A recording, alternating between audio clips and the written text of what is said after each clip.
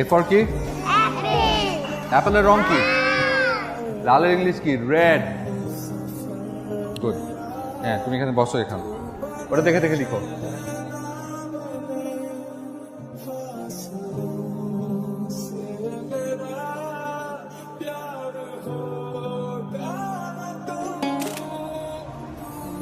এই যে excuse me, আপনি ফটো কেন তুলছেন? কেন ফটো তুলে কোনো প্রবলেম? আরে আপনি পারমিশন ছাড়া ফটো তুলবেন কেন? শাহরুখ খান আসছে, ফটো তুলতে পারমিশন লাগবে? এক্সকিউজ মি, আমি শাহরুখ খান না, তা বলে গাছ লতা পাতা ফুল পাখিও না যে আপনার মন চাইলো আপনি ছবি তুলে ফেললেন। দেখেন, আপনি ভালো একটা কাজ করছিলেন, আপনাকে দেখে আমার একটা ভালো মানুষ মনে হয়েছিল, তাই আমি ছবি তুলেছি। বাট এখন তো মনে হচ্ছে আপনি প্রচন্ড ঘাটতেরা ইয়াদ একটা মানুষ। শুনুন, আপনার মনে হতো না আমার কিছু যায় আসে আপনার কাছে, আপনি প্লিজ ছবিগুলো আপলোড করবেন না। কেমন যেন একটা লোক দেখানো ব্যাপার মনে হয়। আমি ওদের পাশে আছি সত্যি পাশে থাকার জন্য, লোক দেখানোর জন্য।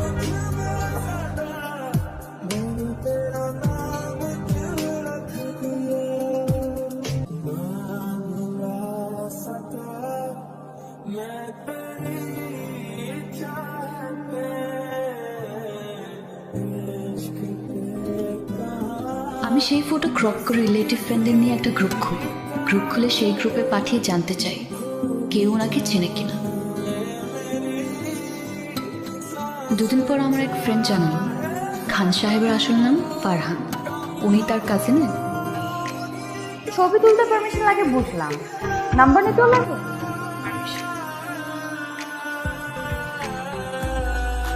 আপনি আপনি নাম্বার পেয়েছেন কোথায়?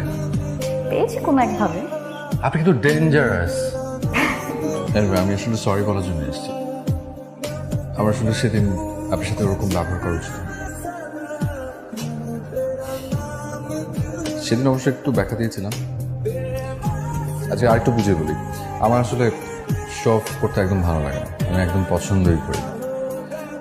আজকালকার বেশিরভাগ মানুষ দেখা যায় যে কারোর জন্য কোনো কিছু করার থেকে না দেখানোর টেন্ডেন্সি তাদের মধ্যে বেশি থাকে।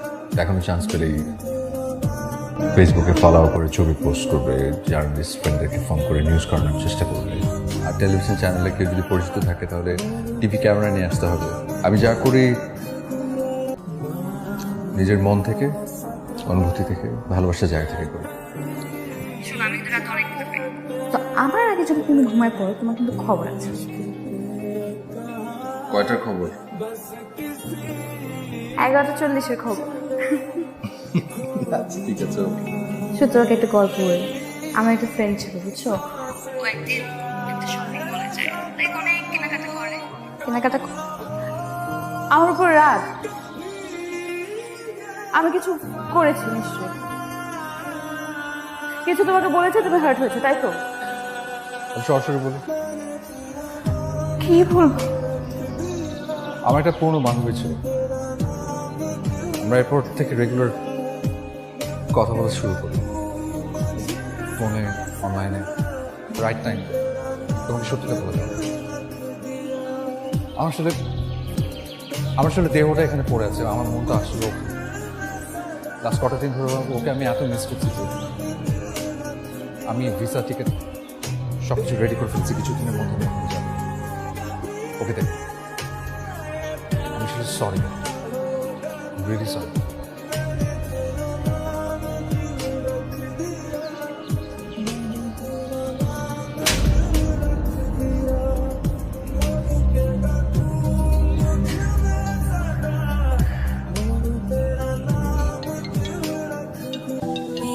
হ্যালো, কাল আমাদের জীবনের সবচেয়ে স্পেশাল দিন।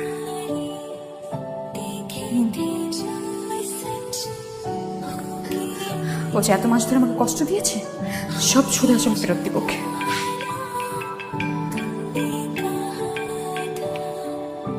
কাল আমার, জানো তুমি? হ্যাঁ জানি। কিভাবে জানি? শুনেছি। কিছুই বলার নাই না তোমার? যা বলার আগেই বলেছি। তাহলে কাল আমার বিয়েতে দাওয়াত খেতে ভুল করো না প্লিজ। শোনো, আমার না ঘুম পাচ্ছে, আমি রাখি। সেলফিশ, নিজের আমার লাইফে এসেছিলি বলতো? কেন 2 বছর ছিলি? আমারই ছিল। আমি তোকে আমার ভালোবাসার কথাটা বলেছিলাম, ভালোবেসেছিও আমি, এখন কষ্টও পাচ্ছি আমি। তুমি প্লিজ একটু ঠান্ডা হও।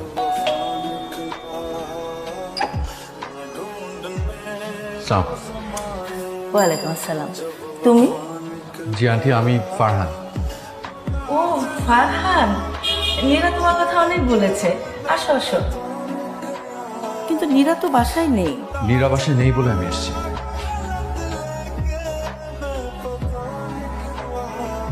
আন্টি, আপনার সাথে আমার কিছু কথা ছিল। এটাকে লাং ক্যান্সার বলতে হয়।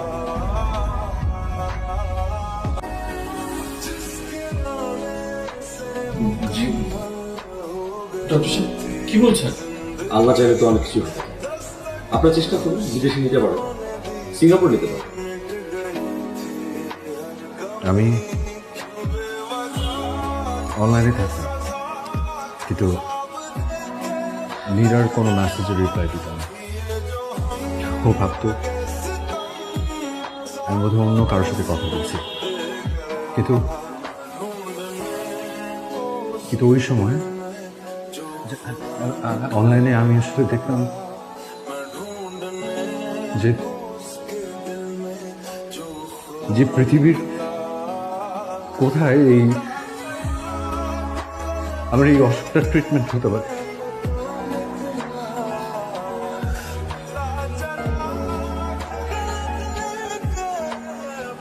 আমি এত তাড়াতাড়ি নীরাকে ছেড়ে চলে আসতে চাই না। আমাকে কোনো জিনিসে ভুলতে পারবে না। সারাটা জীবন আমাকে মিস করবে, কষ্ট পাবে। তাই তাই আমি চাই যে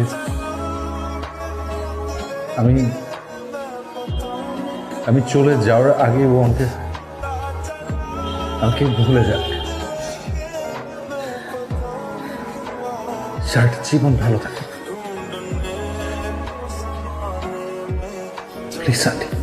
আমি তোমাকে কি বলবো, কিচ্ছু বুঝতে পারছি না।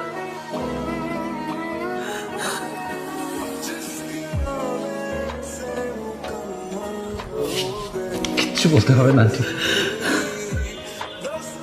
কিচ্ছু বলতে হবে না। আপনি শুধু আমাকে কথা দেন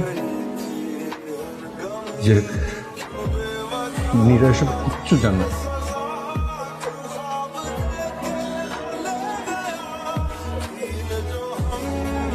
আমি ট্রিটমেন্টের জন্য দেশের বাইরে যাব, কিন্তু আমি জানি আমি ফিরব না। আন্টি, আমার হাতে খুব বড় জোর 10-11 মাস সময় আছে।